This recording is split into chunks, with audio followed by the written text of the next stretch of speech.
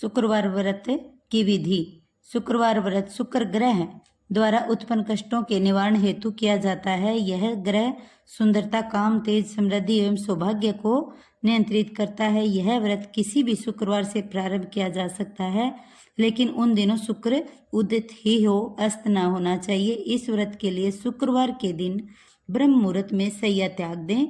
नित्य कर्मों से निमटकर पूजा हेतु किसी पटरी पर स्वस्थ सफेद वस्त्र बिछाकर शुक्रदेव की मूर्ति स्थापित करके पूर्व दिशा की तरफ मुंह करके बैठें।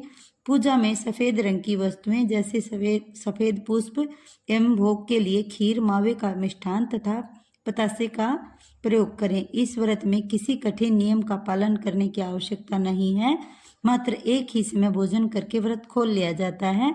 भोजन सामग्री भी सफेद रंग की लेनी चाहिए। इस व्रत का पूर्ण श्रद्धा भाव से पालन करने से शुक्र ग्रह जनित कष्टों का निवारण होता है तथा समस्त मनोकामनाओं की पूर्ति निश्चित रूप से होती है। व्रत कथा।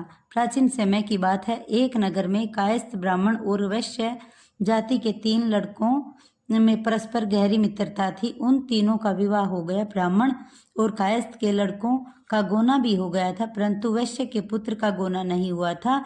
एक दिन कायस्थ के लड़के ने कहा, हे मित्र, तुम मुकलावा करके अपनी स्त्री को घर क्यों नहीं ले आते? स्त्री के बिना घर कैसा बुरा लगता है। यह बात वैश्य के लड़के को जच गई। वह कहने लगा, मैं अभी जाकर मुकलावा लेकर आता हूँ। ब्राह्मण के लड़के ने कहा, अभी मत जाओ, क्योंकि शुक्र अस्त हो रहा है, जब उदय होगा तब जाकर ले आना। परंतु वैश्य के लड़के को जिद हो गई कि किसी भी प्रकार से भी नहीं माना। जब उसके घर वालों ने सुना तो उन्होंने भी बहुत समझाया, परंतु वह किसी प्रकार से नहीं माना और अपनी ससुराल चला गया। उसको आया हुआ देखकर ससुराल वाले भी चकराए। जमाता का स्वागत सत्कार करने के पश्चात उन्होंने पूछा, कहिए आपका कैसे आना हुआ? वैश्य पुत्र बोला, मैं अपनी पत्नी को लेवाने आया हूँ। ससुराल वालों ने उसे बहुत समझाया कि अभी शुक्र अस्त है, परंतु वह नहीं माना और न अपनी पत्नी को विदा कर ले जाने हेतु आग्रह करता रहा। जब वह किसी भी प्रकार न माना तो उन्होंने लाचार होकर अपनी पुत्री को विदा कर दिया। वह अपनी पत्नी को साथ लेकर चल पड़ा। देवयोग से मार्ग में उसकी गाड़ी का पहिया निकल गया तथा बैल का एक पैर टूट गया। उसकी पत्नी गिर पड़ी और घायल हो गई। आगे चलने पर उन्हें राह में डाकू मिले। उनके पास जो कीमती वस्त्र तथा गहने थे उन्होंने छीन लिए। इस प्रकार अनेक कष्टों का सामना करके जब पत्नी घर पहुंचे तो वैश्य के पुत्र को सर्प ने काट लिया। वह मूर्छित होकर गिर पड़ा। उसकी पत्नी विलाप कर रोने लगी। वैश्य ने अपने पुत्र को वैद्यों को दिखलाया तो वैद्य कहने लगे, आपका पुत्र 3 दिन उपरांत मृत्यु को प्राप्त हो जाएगा। जब वैश्य के पुत्र के बारे में ब्राह्मण मित्र को यह पता चला कि उसने कहा, सनातन धर्म की प्रथा है कि जिस समय शुक्र अस्त हो कोई अपनी स्त्री को नहीं लाता, परंतु यह शुक्र अस्त में अपनी पत्नी को लिवा लाया है। इसी कारण ये सब विघ्न उत्पन्न हुए हैं। यदि यह दोनों ससुराल वापस जाकर शुक्र की दशा सही होने पर वापस आए तो निश्चय ही विघ्न टल सकता है। सेठ ने अपने पुत्र और उसकी पत्नी को शीघ्र ही उसकी ससुराल वापस भेज दिया। वहां पहुंचते ही उसकी मूर्छा दूर हो गई और सर्प का विष भी उतर गया।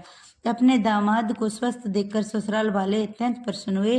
वैसे अपने पुत्र अपने ससुराल में ही स्वास्थ्य लाभ करता रहा और जब शुक्र का उदय हुआ तब उसने ससुराल वालों ने अपनी पुत्री और दामाद को विदा किया। दोनों घर आकर आनंद से रहने लगे। इस व्रत के प्रभाव से सभी विघ्न दूर होते हैं। शुक्रदेव भगवान की जय।